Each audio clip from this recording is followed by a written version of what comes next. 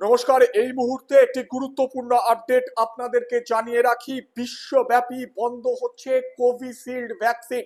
আরো একবার দর্শকদের জানাবো, কোভিশিল্ড ভ্যাকসিনের বিক্রি কার্যত বন্ধ হচ্ছে। মাত্র কিছুদিন আগে কোভিশিল্ড ভ্যাকসিনের পার্শ্ব প্রতিক্রিয়ার কথা স্বীকার করে নেয় প্রস্তুতকারক সংস্থা অ্যাস্ট্রাজেনেকা। আর তারপরই কিন্তু কার্যত চাঞ্চল্য ছড়ায় গোটা দেশে।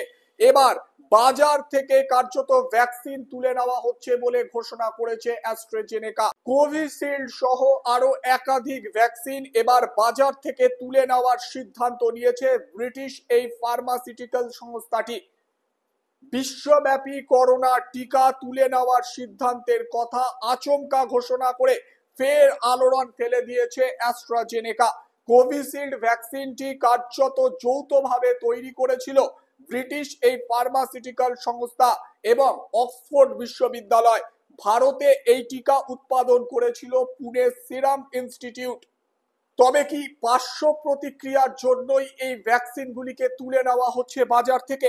কোম্পানির কথায়, যেহেতু একাধিক বিকল্প কোভিড-19 ভ্যাকসিন তৈরি করা হয়েছে, কিন্তু এই মুহূর্তে বিশ্বব্যাপী কোনো চাহিদা নেই ভ্যাকসিনের। সেই কারণে বাণিজ্যিক কারণে কার্যত এই করোনা ভাইরাসের ভ্যাকসিনগুলিকে বাজার থেকে তুলে নেওয়া হচ্ছে।